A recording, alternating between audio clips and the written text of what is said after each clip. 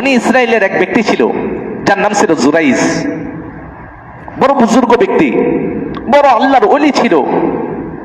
পুরা এলাকার ভিতরে তার প্রসিদ্ধি ছিল। সে আল্লাহ তাআলার খাঁটি বান্দা, সবসময় ইবাদত বন্দেগীতে লিপ্ত থাকে।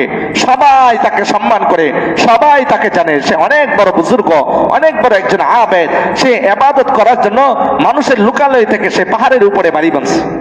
মানে সেখানে লোকের আনাগোনা নেই, নির্জনে ইবাদত বন্দেগী করে পাহাড়ের উপরে। সে পাহাড়ের উপরে একটা ঘরে ইবাদত করতো, ইবাদত খানায়, আর পাশেই তার মার ঘর, পাশেই মা থাকতো।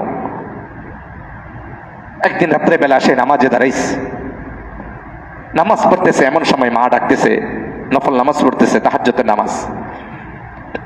মা ডাকতেছে, জুরাইজ, জুরাইজ। কিন্তু মা, সন্তান তো নামাজে। জুরাইজ চিন্তা করতেছে, আরে নামাজ পড়তেছি, আম্মাও ডাকতেছে, আমি নামাজ পড়বো না মার ডাকে সাড়া দিব। তিনি চিন্তা করতেছে নামাজটা শেষ করে নি, তারপরে মার ডাকে সাড়া দিই। সে নামাজ পড়ছে। নামাজ শেষ করার পরে সে চিন্তা করতেছে হয়তো মা ঘুমায় গেছে, আর একটু পরে দেখা করি। আবার সে নতুন করে আরো 2 রাকাতের নিয়ত করছে। এমন সময় আবার ডাক দিতেছে, জুরাইজ, হে জুরাইজ, আমার আজকে পানি পান করাও, পানি খাবো। সে নামাজে, সে চিন্তা করতেছে মার ডাকে সাড়া দিব না নামাজ শেষ করব। সে চিন্তা করলো নামাজ শেষ করে তারপরেই যাই। সে চিন্তা করে আবার নামাজ শেষ করছে, মার ডাকে সাড়া দেয়নি। তৃতীয়বার চিন্তা করলো আর 2 রাকাত বাকি আছে, আর 2 রাকাত নামাজ পড়িনি, তারপরেই যাই। আবার 2 রাকাতের নিয়ত করছে, আবার নামাজে দাঁড়াইছে। তৃতীয়বার আবার মা ডাক দিছে, হে জুরাইজ, আমাকে পানি দাও। কিন্তু সে নামাজে ছিল।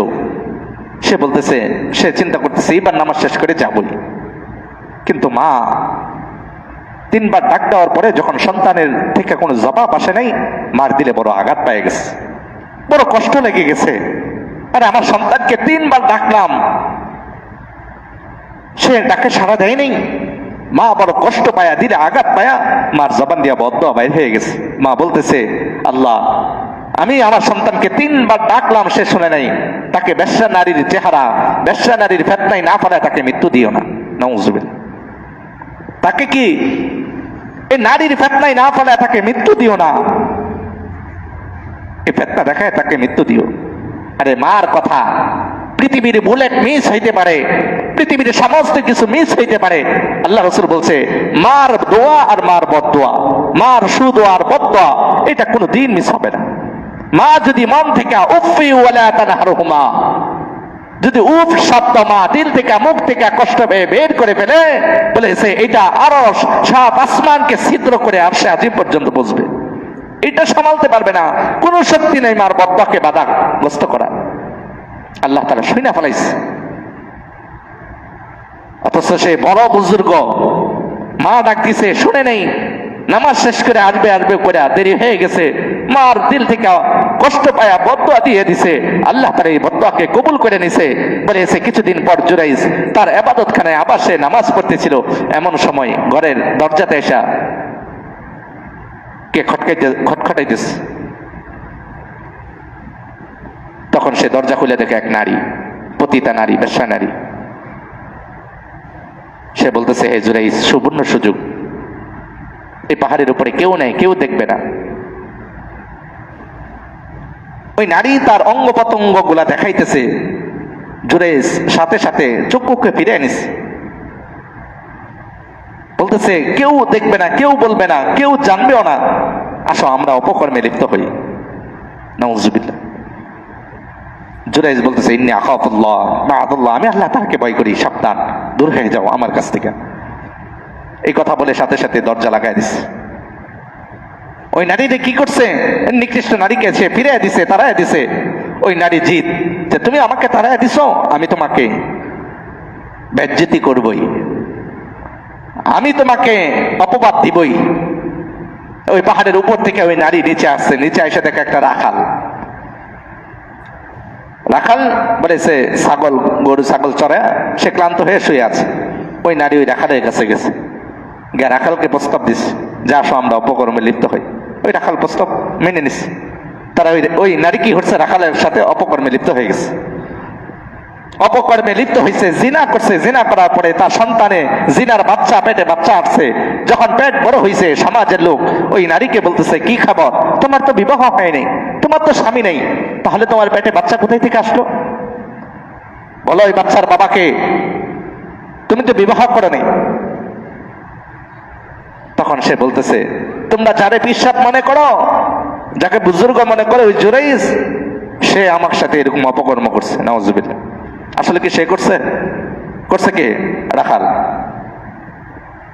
মূল টার্গেট কি ছিল? তাকে অপমান করবে। আর আসল উদ্দেশ্য কি? ওই মায়ের বদদোয়া।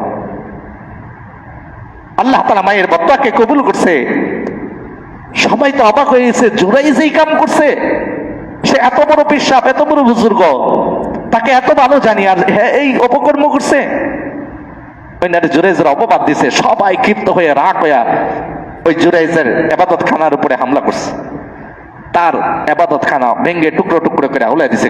জুরাইজ, তোমাকে বড় ভালো জানতাম, আর তুমি এমন কাজ করতে পারছো, এত জঘন্য। তার উপরে অপবাদ দিয়া তার উপরে আক্রমণ করছে। সে বলতেছে, আমার অপরাধ কি বলো, আমি কি করছি? তুমি কি করছো জানো না? তুমি এই নারীর সাথে অপকর্ম করছো, তার পেটে তোমার বাচ্চা চলে আসছে, এটা তুমি করছো। বলছে, না, আল্লাহর কসম আমি করি নাই। তুমি এখন নিষেধ করবাই? না করবাই। সবাই বাপ করে না করে, স্বীকার করে না, এটা তুমিই করছো। তোমার শাস্তি হবে, তোমাকে শুলিতে চড়ানো হবে, ফাঁসি কাস্টে ঝুলানো হবে, তোমাকে হত্যা করা হবে। সবাই সিদ্ধান্ত নিচ্ছে। তখন জুরাইজ বলতেছে, আমাকে হত্যা করার আগে আমাকে 2 রাকাত নামাজ পড়তে দাও। আমি 2 রাকাত নামাজ পড়ি নেই। জুরাইজ 2 রাকাত নামাজ দাঁড়াইছে। নামাজ পড়ে আল্লাহ তাআলার কাছে দোয়া করে, আল্লাহ, আমি জানি আমি আমার মায়ের সাথে আমি বেয়াদবি করে ফেলছি, আমার মার কথা আমি শুনি নাই, এই জন্য আজকে আমার এত বড় পরীক্ষা। আপনি তো জানেন আমি এই অপকর্মে লিপ্ত হই নাই, আমার উপরে তহম্মত চাপানো হইতেছে। মেহেরবানি করে আপনি যদি আমার পক্ষে সাক্ষী দিতেন, আমি এই পেটের ভিতরে যে বাচ্চা, এই নারীর পেটের ভিতরে যে বাচ্চা, আমি এই বাচ্চার দিকে ইশারা করব, এই বাচ্চার জবান যদি আপনি খুলে এই মানুষগুলাকে সাক্ষী শোনায় দিতেন, এই বাচ্চার বাবা আমি না। আল্লাহ তাআলার কাছে দোয়া করছে। তিনি আসলে বুজুর্গ ছিলেন, কিন্তু মার কথা শুনে নেই। আল্লাহ তাআলা এই ফিতনাতে ফালায় তাকে শিক্ষা দিবে, এটা আল্লাহ তাআলা ঘটাইলেন। সে নামাজ শেষ করে ওই বাচ্চার পেটের দিকে, ওই নারীর পেটের দিকে ইঙ্গিত করে বাচ্চাকে বলতেছে, ও পেটের বাচ্চা, তুমি যদি এক আল্লাহকে বিশ্বাস করে থাকো, তাহলে তুমি পেটের ভিতর থেকে আওয়াজ দিয়া বলো, পেটের ভিতর থেকে আওয়াজ দিয়া বলো, তোমার বাবাকে। সবাই সামনে উপস্থিত। জুরাইজ পেটের দিকে, ওই নারীর পেটের দিকে ইঙ্গিত দিয়া বলছে, পেটের ভিতর থেকে বাচ্চার জবানকে আল্লাহ তাআলা খুলে দিছে। সুবহানাল্লাহ। বাচ্চার জবান খুলে দিছে। 3 মাসের পেটের বাচ্চা, কিন্তু আল্লাহর জন্য সম্ভব কিনা ভাই? জবান থেকে, বাচ্চার পেটের ভিতর থেকে আওয়াজ আসছে, তুমি তো আমার বাবা না, তুমি আমার পিতা না, আমার পিতা আমার বাবা হইলো ওই যে এক রাখাল, ওই যে দাঁড়ায় আছে, ওই রাখাল হলো আমার বাবা। সবার সামনে সাক্ষী দিয়ে দিছে পেটের বাচ্চা। তখন সবাই ভুল বুঝতে পারছে, সবাই জুরাইজের কাছে মাপ চাইছে, আর বলছে, তোমার ইবাদত খানা আমরা স্বর্ণ মুদ্রা দিয়ে করে দিব, আমাদেরকে মাফ করে দাও। তখন ওই জুরাইজ বলছে, দেখো আমি মাফ করে দিয়েছি, স্বর্ণ মুদ্রা দিয়ে আমার ইবাদত খানা লাগবে না, মাটি দিয়ে আমার ইবাদত খানা করে দাও, কিন্তু আমার এই পরীক্ষা, এটা কেন? এটা আমার মায়ের একটা কথাকে অবাধ্য করার কারণে, মায়ের ডাকে সাড়া না দেওয়ার কারণে আল্লাহ তাআলা এই বিশাল পরীক্ষা আমাকে করছে। তো মা কেমন জিনিস, মা কেমন এক সম্পদ, মা কেমন একটা নিয়ামত। মার কথা না শোনার কারণে বলেছে এত বড় বুজুর্গ জুরাইজকে আল্লাহ তাআলা অপমান অপদস্থ করে আল্লাহ তাআলা তাকে শিক্ষা দিচ্ছে। এই জন্য আল্লাহ তাআলা বলে, মার সেবা করো, মার হুকুমকে পুরা করো, মার আনুগত্য করো, তোমার জিন্দেগি সুন্দর হবে। এই 14 নম্বর আয়াতের ভিতরেই আল্লাহ তাআলা মায়ের কথা, মা বাবার কথাই তাকে দিচ্ছেন।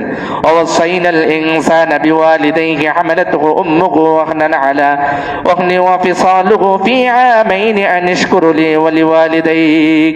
তারপর আল্লাহ তাআলা বলে, আনিশকুরু লি, এই মা বাবা আমার শুকর আদায় করো, আমার কৃতজ্ঞতা যাপন করো। তারপর তোমার মা বাবার কৃতজ্ঞতা, মা বাবার শুকর আদায় করো।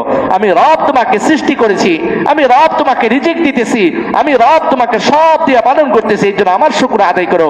আর তোমার মা আমি দুনিয়াতে পাঠানোর পরে, তোমার মা যে তোমাকে পেটে ধারণ করছে, তোমার মা যে তোমাকে এরকম লালন পালন করছে, রিজিকগুলো আমার দেওয়া রিজিকগুলো বন্টন করে তোমাকে সেবা যত্ন করে খাওয়ায় বড় করছে, এই জন্য তোমার মা বাবার শুকর, তোমার মা বাবার কৃতজ্ঞতা তুমি যাপন করো। এই হলো 14 নম্বর আয়াতের আলোচনা।